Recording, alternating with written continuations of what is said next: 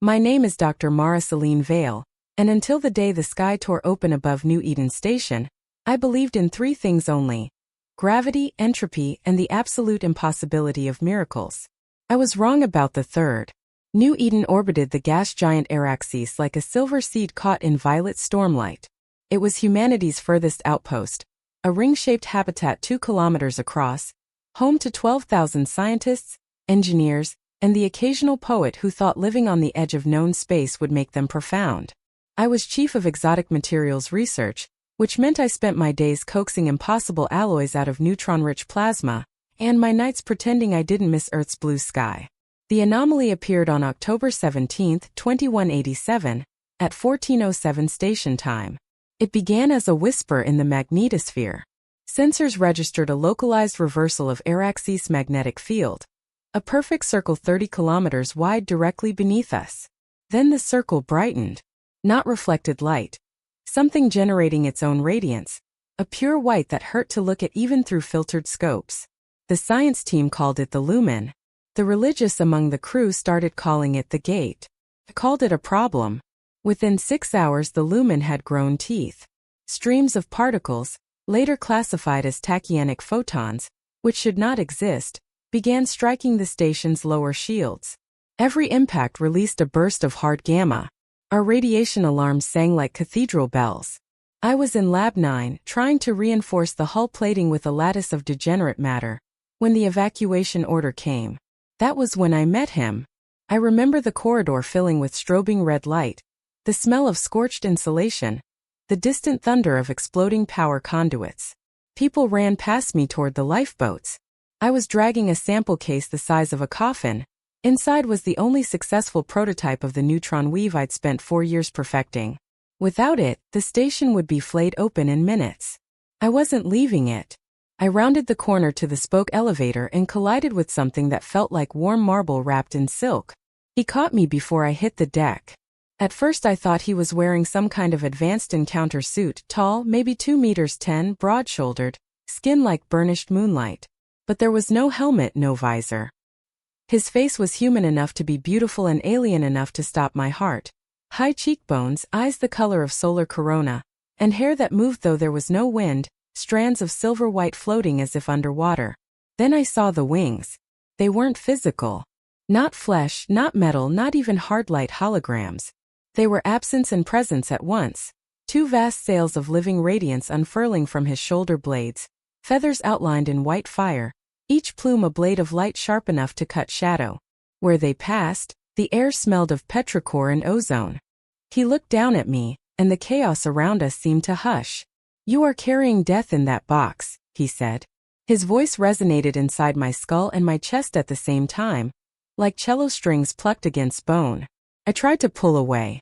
"It's a shielding lattice. It's the only thing that can. It will not save them. Come with me if you want to live." The deck lurched. Somewhere below us, a shield generator detonated. The lights died, replaced by the strobing emergency strips. In that flickering crimson I saw his wings flare wider, bright enough to cast razor-edged shadows on the walls. I should have been terrified. Instead I felt the strangest calm. The way you feel in the instant before a car crash when time stretches thin. He reached for the sample case. I tightened my grip. "No." His eyes narrowed. Not in anger but in something sadder. "Then both of us stay and die." Another explosion. Closer. The corridor buckled. A seam split overhead and superheated plasma vented in a roaring geyser. People screamed. I let go of the case. He dropped it without looking, seized my wrist and pulled me against his chest. The wings folded forward, wrapping around us both like a chrysalis of molten starlight. Heat that should have flash-boiled my blood became a warm summer breeze. Light that should have seared my retinas became the gentle glow of dawn seen from underwater. I felt his heartbeat through the thin barrier of luminous feathers, slow, steady, ancient. Then the world ended. The final shield failed.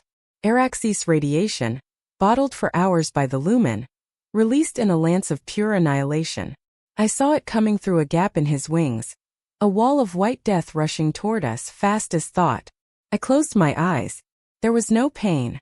When I opened them again we were drifting in open space. New Eden Station was gone. Only debris remained, twisted metal, frozen bodies tumbling like broken dolls, fragments catching the violet glow of Araxes and throwing it back in bruised purple shards. My home, my work, 12,000 lives obliterated in a heartbeat. I should have been screaming. Instead, I floated inside a sphere of his light, breathing air that had no right to exist, feeling the impossible warmth of his body against mine. He held me until my shaking stopped. Eventually he spoke, soft as starwind. I am called Sarail. And you, Mara Vale, are the reason I crossed the veil. I laughed, or tried to. Came out a sob. You destroyed the station to save one idiot materials scientist? No, his wings shifted, turning translucent. Through them I could see the distant glitter of the lumen, still pulsing beneath Araxes' clouds like a second heart. The station was already dead. The lumen is not a gate. It is a wound. Something is trying to be born through it, and it devours to grow. I came to close the wound, but I was too late for most. He looked at me then with an expression I had no name for, part grief, part wonder. You were not too late for me, I whispered. No, he said, because you carry the key. I followed his gaze downward. My left hand, still clutching nothing, knuckles white, glowed faintly, threads of neutron weave light crawling beneath the skin like living circuitry. The prototype lattice. When he dropped the case, microscopic filaments must have ruptured and bonded with me. I stared at him. What the hell am I now? Something new, he said simply. Something necessary. He took me to the far side of Araxes, to a place where the planet's rings cast lacework shadows across a moonlet of black glass.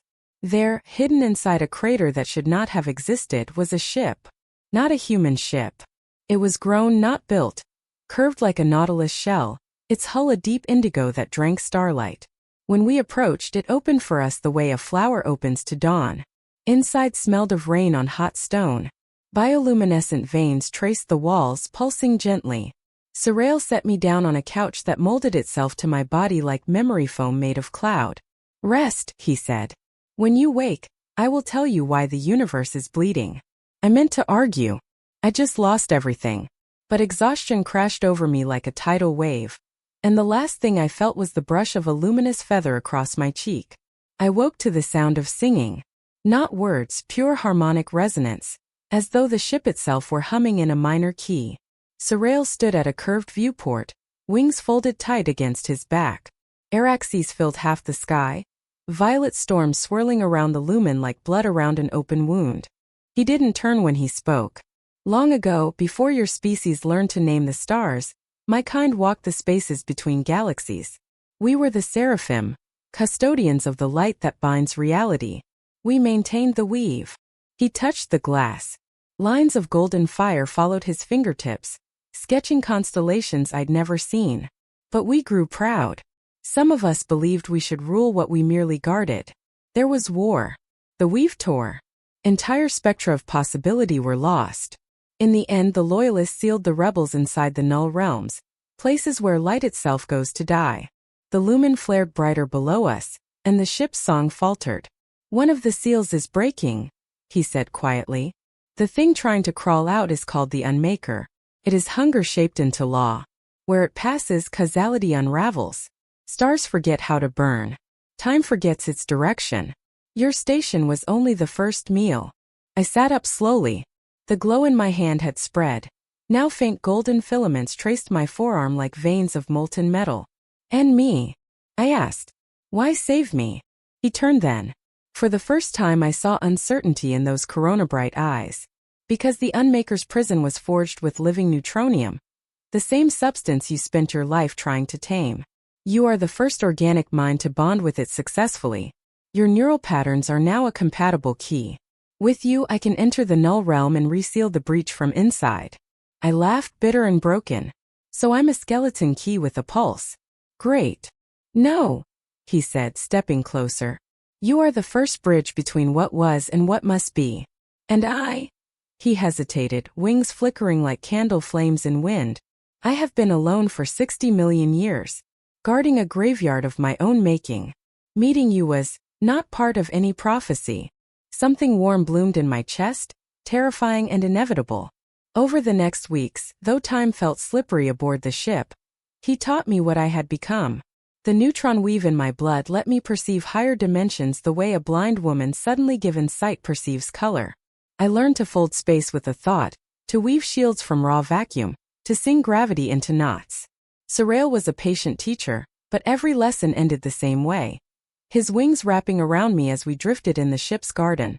A pocket dimension where nebulae bloomed like roses and rivers of dark matter flowed upward into starless skies. I began to crave the light of his wings the way an addict craves the needle. We made love for the first time inside a supernova's corpse. The star had died 1,000,000 years earlier, its outer layers expanding into a crimson bubble light years wide. We floated at the heart of it, where a newborn black hole sang in gravitational waves.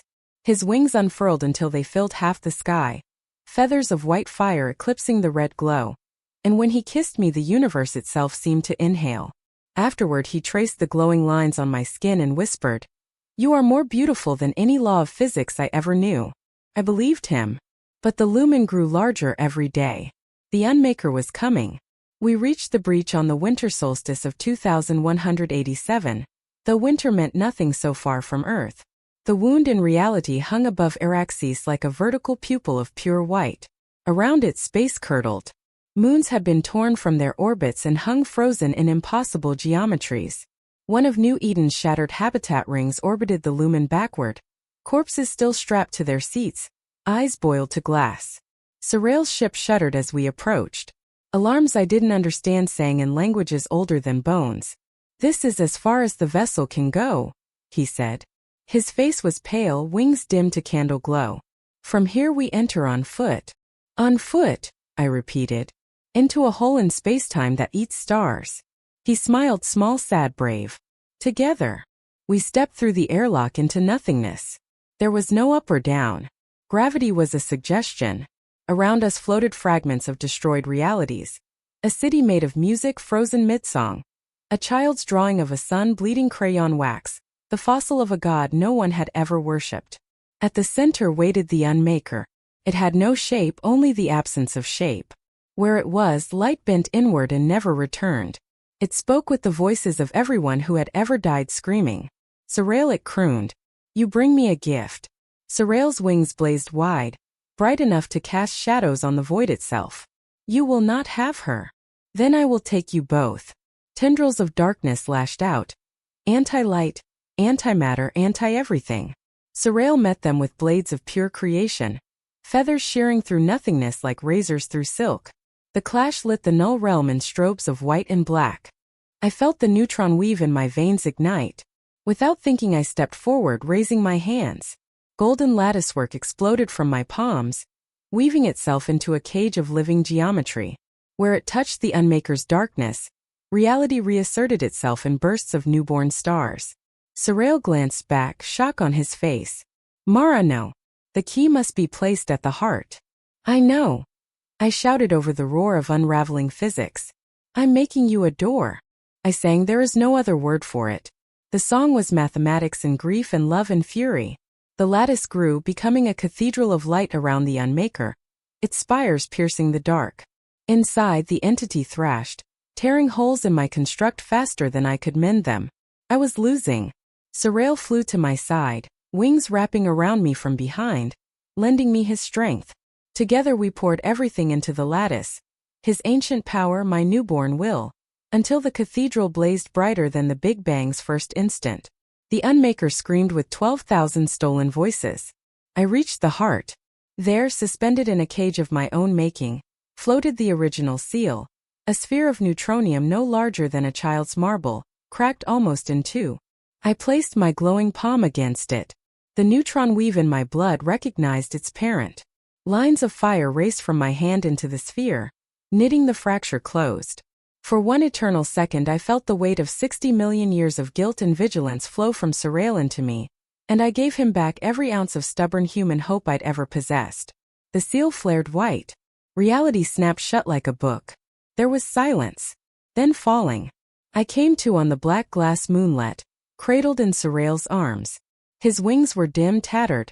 Half the feathers burned away to drifting sparks. He was weeping, tears of liquid starlight that evaporated before they touched my skin. "It's over," he whispered. "The wound is healed." I tried to speak and found I had no voice. The neutron weave was gone from my veins, burned out in that final surge. I was merely human again. Merely. I reached up and touched his cheek. What happens now? He looked at me for a long time. Now, he said, I am no longer bound to guard an empty graveyard. And you are no longer bound to a universe that forgot how to dream. He stood, lifting me effortlessly. Behind us, his ship unfolded from the crater like a flower made of night and dawn. Where do you want to go, Mara Vale? I thought of Earth's blue sky, of New Eden's ruins, of the 12,000 ghosts orbiting a closed wound. Then I looked at the being who had wrapped me in wings of pure light and carried me through the end of the world. Somewhere with 2 suns, I said, and a horizon wide enough for new beginnings. He smiled, really smiled, and the remnants of his wings ignited into auroras that painted the sky in colors no human I had ever seen. Hold tight, he said. I wrapped my arms around his neck. Together we rose into the violet dark, chasing the light that comes after the end of everything. And somewhere behind us, in a universe finally allowed to heal, a single white feather drifted down onto the black glass moon. Slowly, gently, eternally glowing. They say if you visit that moonlet now, you can still see it burning. They say if you touch it, you'll dream of wings made of pure light. I wouldn't know. I've never looked back.